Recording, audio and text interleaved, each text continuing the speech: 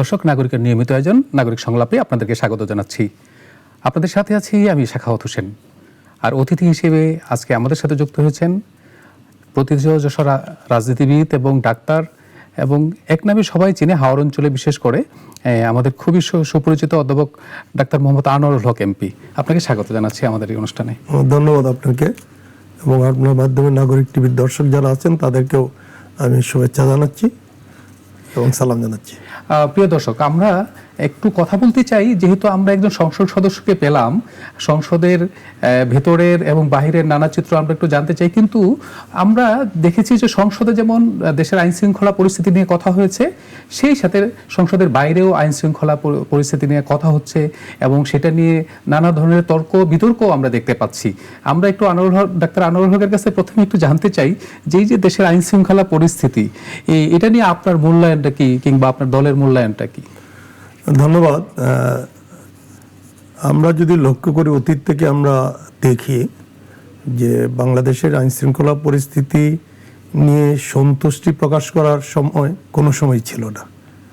সব সময়ই আইন শৃঙ্খলা পরিস্থিতি নিয়ে জনগণের যে আশা আকাঙ্ক্ষা, সেটা কিন্তু কোনো সময় আমরা অতীতেও দেখি না। এখন পর্যন্ত যে শতভাগ জনগণ এই আইন শৃঙ্খলা পরিস্থিতিতে সন্তুষ্ট, সেটা বলা যাবে না।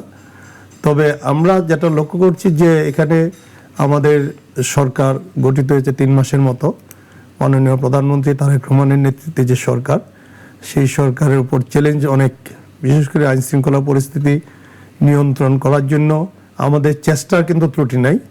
সরকার ইতিমধ্যে দেখেছেন যে রিসেন্টলি কয়েকটা ঘটনা ঘটেছে, এবং সর্বশেষ যে ঘটনাটা ঘটেছে রামি স্যার নিয়ে যেটা, তো এটাতে আপনি দেখেছেন যে তাৎক্ষণিকভাবে আসামিকে ধরা এবং তার বিচারের আওতায় আনা, এবং ইতিমধ্যে দেখেছেন যে তার পোস্টমর্টেম রিপোর্টও হয়ে গেছে।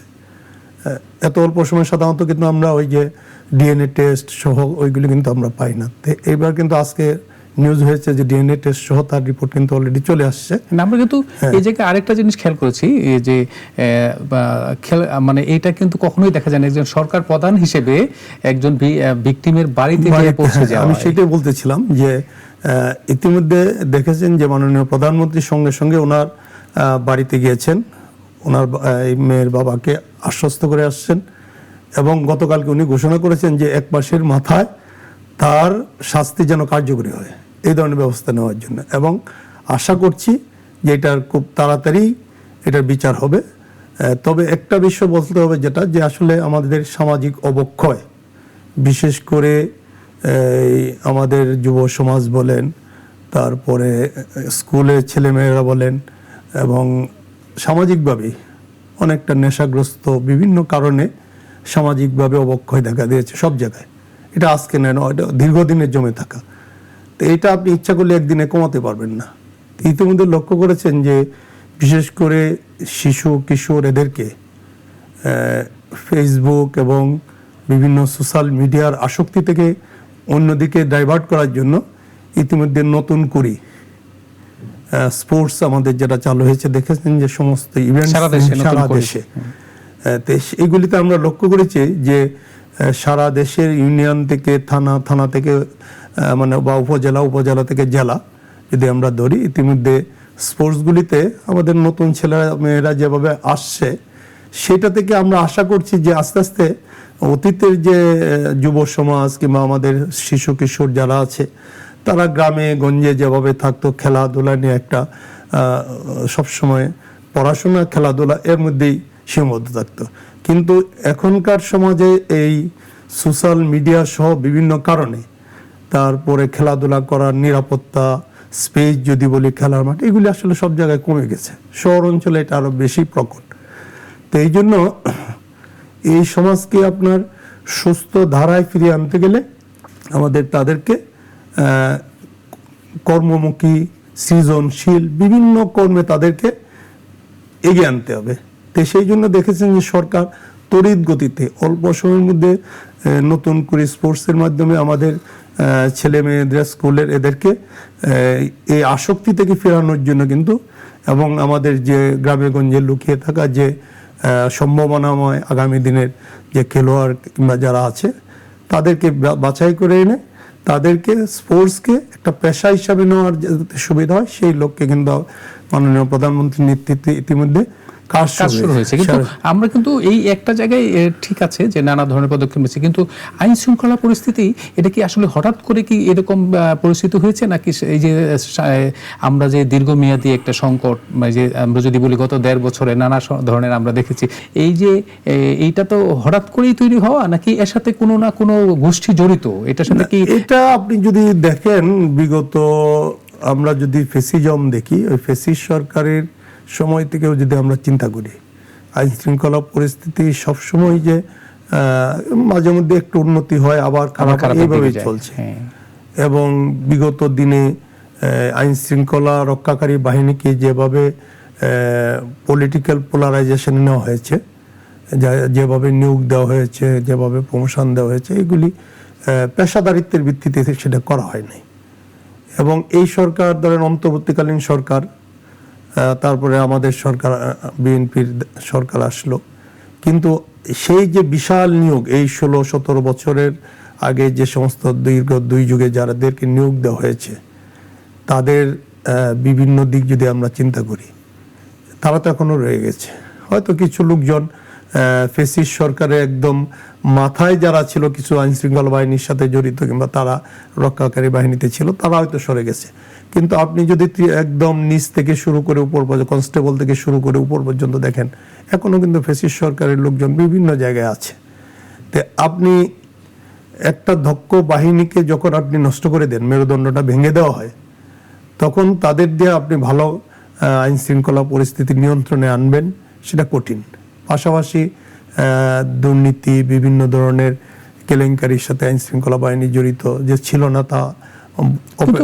আমার একটা প্রশ্ন, যে এই জায়গায় কি যে মব কালচারটা যেটা তৈরি হলো গত 2 বছর 1.5 বছরে, সেটাও কি আইন শৃঙ্খলা অবনতির পেছনে কিছুটা দায়ী আছে?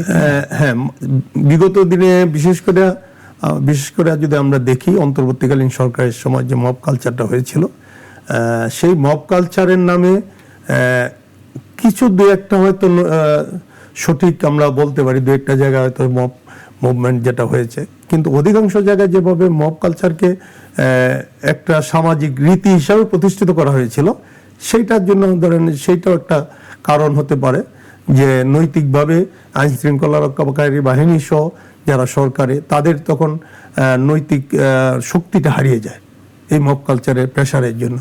যাই হোক, সেটা আমাদের সরকার দায়িত্ব নেওয়ার পর সেটা থেকে অন্তত দেশের জনগণ মব কালচারের যে প্রেশারটা ছিল সেটা থেকে কিন্তু অনেকটা রেহাই পেয়েছে জাতি। আগামী দিনে আমরা চেষ্টা করছি, যেটা বিশেষ করে সরকারও চেষ্টা করছে এই আইন শৃঙ্খলা পরিস্থিতি উন্নয়নের জন্য। আইন শৃঙ্খলা পরিস্থিতি উন্নয়নটা এটা একটু সময় লাগবে, আমরা যা আশা করি সময় লাগবে, সরকার চেষ্টা করছে। হুট করে রাতারাতি পরিবর্তন হয়ে যাবে সেটা আশা করা যায় না, কারণ যে লোকগুলি দীর্ঘদিন তারাই ছিল, এখনো কিন্তু এই আইন শৃঙ্খলা রক্ষাকারী বাহিনীর মধ্যে আগের লোকগুলি আছে। তো এই পেশাদারিত্বের যে শক্তিটা, সেটা আমাদের এই আইন শৃঙ্খলা বাহিনীর মধ্যে নাই। এক, দ্বিতীয় হলো বিগত দিনে তারা বিশেষ করে কিছুটা নৈতিক দুর্বলতাও তাদের মধ্যে চলে আসছে। পুলিশের যে প্রথম দিকে একটা শক্তি থাকার কথা, সেই শক্তিটাও কিন্তু তারা এখন পাচ্ছে না, কারণ এই জুলাই আগস্ট আন্দোলনের পরে এই পুলিশ বাহিনীর উপরও কিন্তু প্রেশার কম যায়নি, তারা মরালিটিটা তাদের অনেকটাই দুর্বল হয়ে গেছে।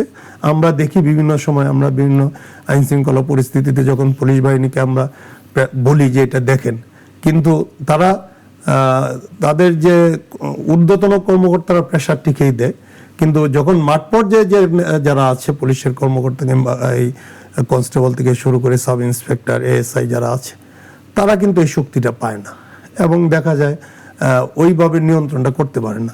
সেই জন্য আমরা আশা করছি যেটা, যে শুধু আইন শৃঙ্খলা পরিস্থিতি এই পুলিশ বাহিনী কিংবা আইন শৃঙ্খলা রক্ষাকারী সহযোগী যে বাহিনী আছে তাদের দিয়ে খালি সম্ভব হবে না, সামাজিকভাবে যে সমস্ত এখন যে ঘটনাগুলি ঘটতেছে সেইগুলি থেকে জাতিকে বাঁচানোর জন্য সামাজিক আমরা যদি মোটিভেশন বলি, তাদেরকে প্রত্যেকটা স্কুল এলাকায় যদি পুলিশ বাহিনী সহ সমাজের অন্যান্য ব্যক্তিরা সোশ্যাল মোটিভেশনটা বাড়ায় মানুষকে, তাহলে আমার মনে হয় যে এটা থেকে একটু তাড়াতাড়ি আমরা সামাজিক আন্দোলন গড়ে তুললেই সামাজিক পারবো। আন্দোলন গড়ে কিন্তু তুলতে আপনি একটা কথা বলছিলেন এটার সাথে, যে এর সাথে দুর্নীতিও, এই যে যেমন ধরেন আইন শৃঙ্খলা পরিস্থিতির অবনতির সাথে দুর্নীতিও খুব ওতপ্রোতভাবে জড়িত। তো এই জায়গা থেকে একটা প্রশ্ন, যে দুর্নীতি নিয়ন্ত্রণে এই বর্তমান সরকারের সবচেয়ে চ্যালেঞ্জ কোথায় দেখছে? বর্তমান সরকার, আপনি দুর্নীতি, আমাদের মাননীয় প্রধানমন্ত্রী দুর্নীতি বন্ধ করার জন্য জিরো টলারেন্সে উনি আছেন, কিন্তু তারপরে উনি কিন্তু ওই দিন একটা কথা বলেছেন যে রাতারাতি ইচ্ছা করলেই দুর্নীতি জিরোতে নিয়ে আসা যাবে, সেটা আদৌ সম্ভব না, কিন্তু আমরা কমাতে পারবো। কমিয়ে আনা যাবে। ক্রমান্বয়ে আস্তে আস্তে এই জিনিসটা, দুর্নীতির হারটা ক্রমান্বয়ে কমিয়ে আনা, যেহেতু উপর পর্যায়ে দুর্নীতি যখন বন্ধ হয়ে যাবে, নিচ পর্যায়ে অটোমেটিক্যালি দুর্নীতিও বন্ধ হবে, তবে একটু সময় লাগবে। তাই আমরা আশা করছি, বিশেষ করে আমরা যারা জনপ্রতিনিধিরা আছি, আমরা কিন্তু এই দুর্নীতির ব্যাপারে আমরা এবং আইন শৃঙ্খলা পরিস্থিতি সহ যে কোনো বিষয়ে আমরা কিন্তু নিরপেক্ষভাবে আমরা কাজ করার জন্য, কে দলের বাইরে, কে কোন দলের, সেটা কিন্তু আমরা চিন্তা করি না।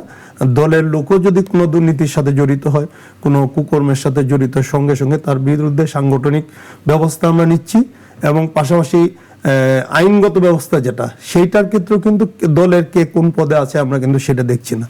কিন্তু আমার ছোট প্রশ্ন এই জায়গাতে, যদি এই জায়গায় কি মানে দলের ভিতর থেকে যখন এই দুর্নীতি এবং এই করাপশনের বিরুদ্ধে যখন আপনারা কথা বলেন, দলের ভিতর থেকে অনেকে বলছে যে দলের ভিতর থেকে চাপ তৈরি হয়, এটা কি আপনার স্থানীয় পর্যায়ে অনুভব করেন? না, আমরা সেটা অনুভব করছি না। আমরা সেটা যেহেতু জানি যে সরকারের পক্ষ থেকে, পাশাপাশি এই ব্যাপারে জিরো টলারেন্স আমাদের দলের পক্ষ থেকে ঘোষণা করা আছে, আইন শৃঙ্খলা রক্ষা থেকে দুর্নীতি সহ সবকিছু বিষয়ে, যেহেতু আমরা স্বচ্ছতার সহিত কাজ করছি, সুতরাং এই প্রেশারটা দলের ভিতর থেকে দেওয়ার এখন আর লোক আমরা দেখছি না।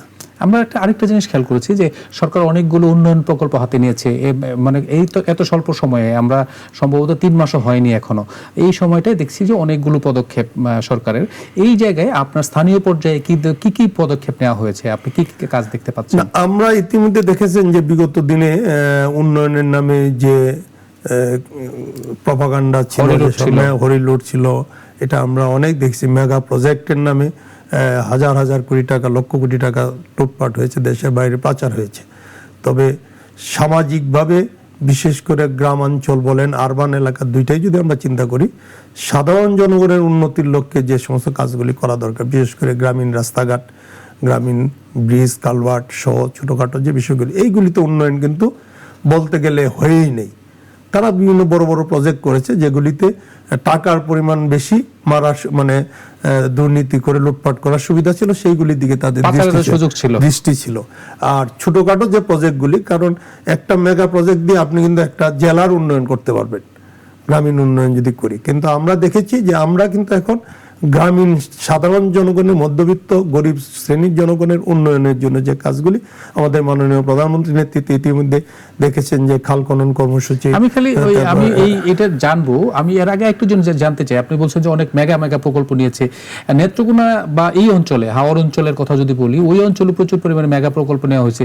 ওইগুলো কি বাস্তবে আসলে কোনো কাজে লেগেছে, বা মানে কোনো শেষ হয়েছে এরকম কোনো প্রজেক্ট আপনার? না, হাওড় অঞ্চলে আমরা দেখেছি যে জনগণের কোনো উপকার হয়েছে কিনা আমরা দেখেছি। বিশেষ করে যদি আপনারা দেখেন কিশোরগঞ্জে, আমরা যদি দেখি একটা রাস্তা, সেটা নিয়ে অনেক ট্রল হয়েছে বিভিন্ন মিডিয়াতে, মানুষজন যায়, কিন্তু এটা কিন্তু বাস্তবিক পক্ষে এই যে একটা রাস্তা হাওড়ে বিশাল প্রজেক্ট করেছে, এটা কিন্তু এক ব্যক্তির ইচ্ছার জন্য করা হয়েছে, কিন্তু বাস্তবিক পক্ষে সেইটা হাওড় অঞ্চলের জীব বৈচিত্র্যের উপর কোনো প্রভাব ফেলবে কিনা, বন্যা সহ বিভিন্ন যে প্রাকৃতিক দুর্যোগ এইগুলি যে এখন হচ্ছে, সেইগুলির সাথে এটা কিন্তু স্টাডি করে করা হয়নি। সে অনেকেই বলে যে এখনকার আমরা যতটুকু দেখেছি যে এই রাস্তাটা হওয়ার পরে পানির যে স্মুথলি ফ্লো হওয়ার কথা, নিষ্কাশনটা, সেটা কিন্তু বিঘ্নিত হয়েছে, যে কারণে আমাদের নেত্রকোনা, সুনামগঞ্জ সহ এই অঞ্চলের পানি কিন্তু এখন আর সমুদ্রে মেঘনার অভাবে স্মুথলি যেতে পারে। ওই যে আমরা যদি খেয়াল করি যে এর কিছুদিন আগে আমরা এটা সম্ভবত 2024-এর শেষের দিকে বা 25-এর সিলেট পর্যন্ত ডুবে গেল, হ্যাঁ, এই পানির প্রভাবে।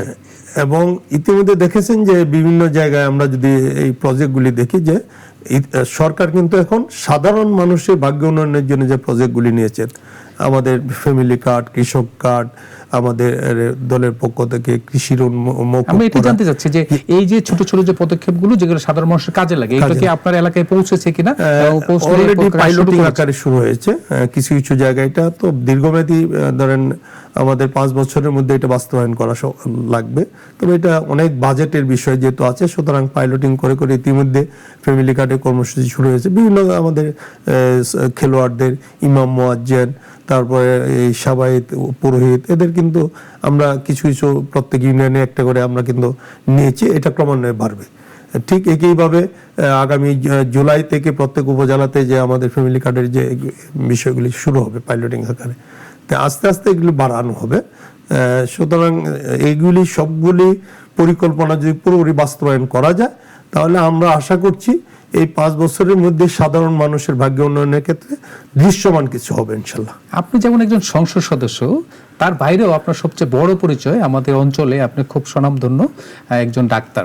আমরা এই যে আপনি যেহেতু ডাক্তার সেকশনটা জানেন, ভালো বুঝেন, এই জায়গাটা থেকে বাংলাদেশে বেশিরভাগ মানুষই ঠিক মতো ট্রিটমেন্ট পায় না হাসপাতালে, সরকারি হাসপাতালগুলোতে। এই যে সংকটটা সমাধানে আপনাদের কোনো পদক্ষেপ নিতে চান কিনা, বা এই যে এমপি হিসেবে আপনার সংসদে এই বিষয়টা ইতিমধ্যে দেখেছেন যে আমাদের স্বাস্থ্য ব্যবস্থা নিয়ে বেশ আলোড়ন শুরু হয়েছে, বিশেষ করে হামের ব্যাপারে যে একটা বিষয়, যেটা যে হামের টিকার অভাব ছিল, যেটা এইটা ছিল আসলে একটা ম্যানেজারিয়াল একটা সংকট। এই ম্যানেজমেন্টটা আসলে যেমন হামের প্রতিরোধটা কিন্তু মেইন, চিকিৎসার চেয়ে প্রতিরোধ করা, কিন্তু আমরা কিন্তু সেই প্রতিষেধকটা সেই টাইমলি কিন্তু আমরা পাইনি। কিন্তু বিগত আমলে যে সময়টা গেছে, অন্তর্বর্তীকালীন সরকারের সময়ে, হয়তো আগের সরকারের দোষ ছিল না, অন্তর্বর্তীকালীন সরকারের আসলে এটা আলোচনার বিষয়। তবে সঠিক সময়ে যদি তারা এই প্রতিষেধকটা দিতে পারত, তাহলে কিন্তু আজকে আমাদের হাম নিয়ে ভোগান্তি হতো না। কারণ এটা একদম প্রিভেন্টিভ সাইডটাই সবচেয়ে বেশি গুরুত্বপূর্ণ। চিকিৎসার চেয়ে আমাদের যে প্রতিরোধ করা বা প্রতিষেধকগুলো এইগুলি জরুরি ছিল, কিন্তু আমরা কিন্তু সেই প্রতিষেধকগুলি আমরা দিতে পারিনি, যে কারণে আজকে আমাদের সব জায়গায় ইতিমধ্যে সরকার এই হামের চিকিৎসার জন্য প্রতিটা হাসপাতালে কিন্তু হামের ইউনিট করা হয়েছে, সেখানে সার্বক্ষণিক ডাক্তার দেওয়া হয়েছে। তো ইনশাল্লাহ অনেকটা উন্নতি হয়েছে আগের চেয়ে। হয়তো তাড়াতাড়ি আমাদের হামের টিকাটা যদি সারা দেশে দেওয়া হয়, তাহলে সেটা থেকে রক্ষা পাবে। পাশাপাশি আমাদের দেখেছেন যে বিগত দিনে স্বাস্থ্য সেক্টরে দুর্নীতি, যে লুটপাটিটা আপনারা জানেন, যে পরিমাণ টাকা স্বাস্থ্য সেক্টরে দেওয়া হয়েছে সেইটাও কাজে লাগে নাই। আর স্বাস্থ্য সেক্টরে যদি আমরা দেখি বাজেট যেটা দরকার হয়, সেই পরিমাণ বাজেট কিন্তু আমাদের দেশে দেওয়া যায় না, জিডিপি থেকে যেটা দেওয়া দরকার।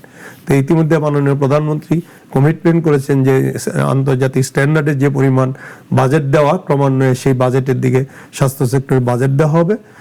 সেইগুলি যদি আমরা করতে পারি, তাহলে আমাদের বিশেষ করে যুক্তরাজ্য স্টাইলে আমাদের দেশে চিকিৎসা ব্যবস্থা সাজানোর আমাদের নির্বাচনে একটা ছিল, এজেন্ডার মধ্যে ছিল। তো সেইটা কিন্তু কাজ করা হচ্ছে ক্রমান্বয়ে। তবে এটা তো রাতারাতি সম্ভব হবে না। আর বিশেষ করে আমাদের দেশে চিকিৎসা ব্যবস্থা যে পরিমাণ পেশেন্ট, সেই পরিমাণে ডাক্তার, হাসপাতাল, সেটা কিন্তু সংকট অনেক বেশি। কিন্তু আমি আরেকটা জিনিস যুক্ত করতে চাই একেবারে ছোট করেই, সেটা হলো যে ডাক্তারদেরও কি সুযোগ সুবিধা বৃদ্ধি করার দরকার আছে না? আমরা যদি খেয়াল করি যে অন্য সেক্টরের চাইতে ডাক্তাররা যে সুযোগ সুবিধা, এই জায়গায় কি সরকার একটু মনোযোগ দিতে পারে? ডাক্তারদের সুযোগ সুবিধা এখন দুইটা বিষয়। একটা হলো যে আমাদের দেশের জনগণের এক হলো অসুস্থ বেশি হয়, যেটা বাইরের দেশের তুলনায় এখানে বেশি। কারণটা হলো এটা হলো আমাদের দেশের খাবার বলেন, পরিবেশ বলেন, সবকিছুতেই যে পরিমাণ হ্যাজার্ডস আছে, সেইগুলি যদি আমরা বন্ধ না করি, তাহলে রোগীর সংখ্যা বেশি থাকবে। আর রোগীর সংখ্যা আমাদের দেশে যে হারে বাড়ছে, সেই হারে আমাদের হসপিটাল কিন্তু হয়নি। যেমন 100 বেডের হাসপাতালে রোগী ভর্তি থাকে 250-300, মেডিকেল কলেজে আছে 500 বেডের রোগী থাকে 1-1,500।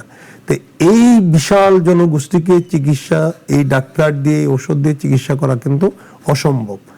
যে কারণে আগামী দিনে রোগ প্রতিশোধক বা রোগ প্রতিরোধ করতে হবে আমাদের। এই দিকে মানুষের রোগ বালাই যাতে কম হয় সেই দিকে আমাদের লক্ষ্য রেখে আমাদের স্বাস্থ্য ব্যবস্থাকে সাজাইতে হবে।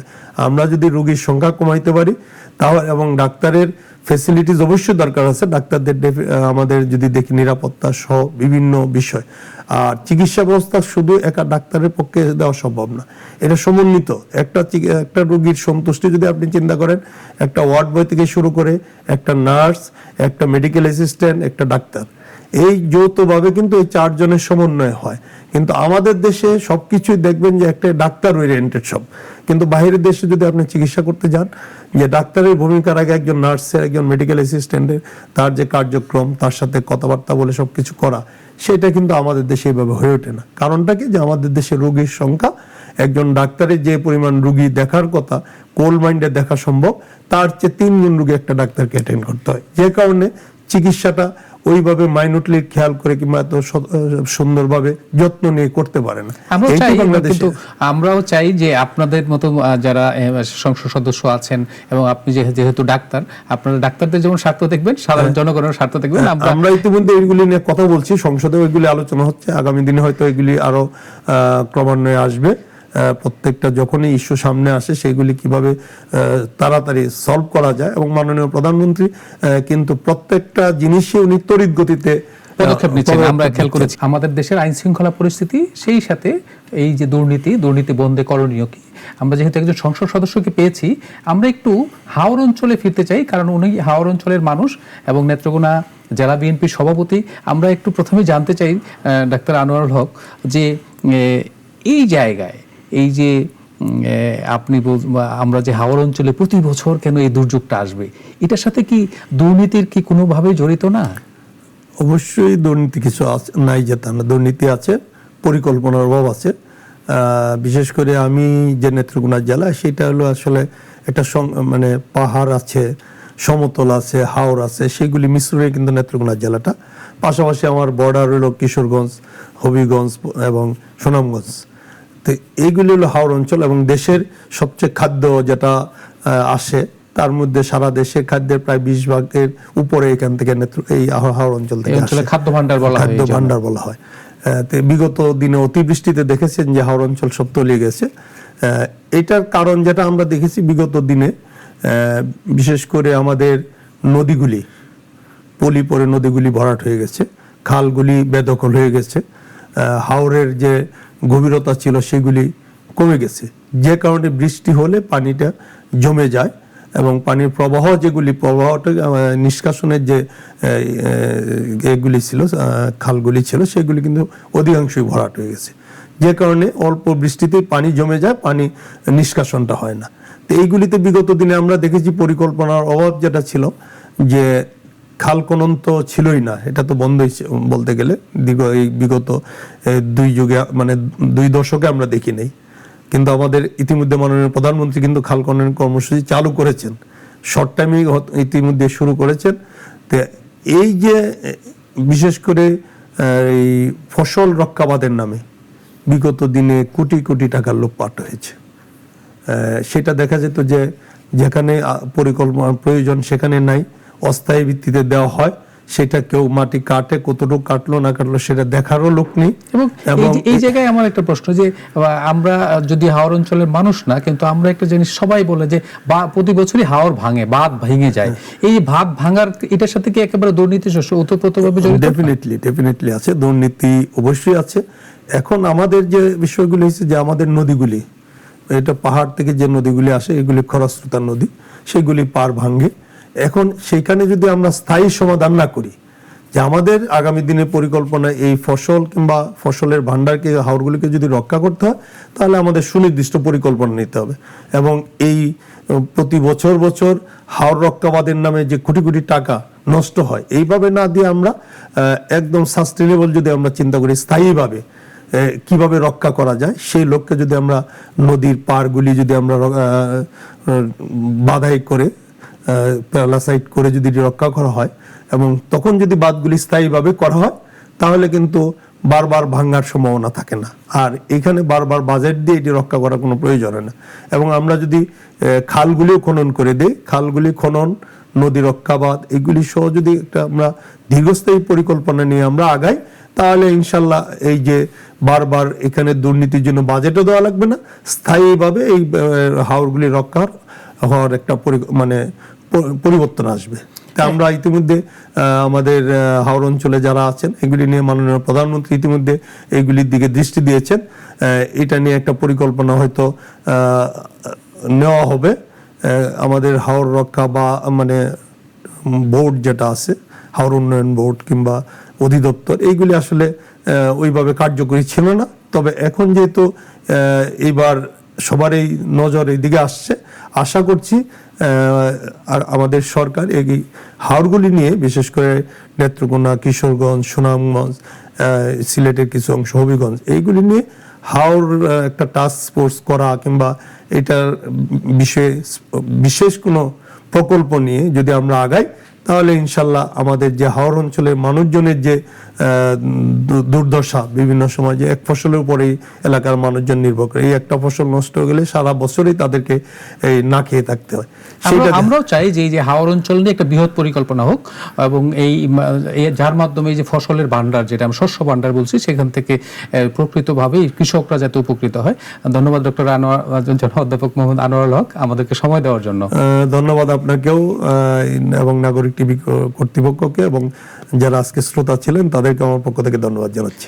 প্রিয় দর্শক, কথা বলছিলাম অনেকগুলো ইস্যু নিয়ে, তার মধ্যে আমাদের ছিল যে দুর্নীতি এবং হলো কি বর্তমান আইন শৃঙ্খলা পরিস্থিতি, সেই সাথে হাওর যদি বাঁচে আমাদের দেশও বাঁচবে। কারণ হাওরের কৃষক যদি বাঁচে, শস্য বাঁচবে, শস্য বাঁচলে শস্য ভান্ডারে এটা ছড়িয়ে যাবে সারা দেশে, কৃষক যে উপকার হলে আমাদের নিজেদের উপকার হবে। আমরা নিশ্চয়ই আগামী পর্বে কথা হবে নতুন কোনো বিষয় নিয়ে, নতুন কোনো অতিথির সাথে। সেই পর্যন্তই ভালো থাকবেন, ভালো রাখবেন।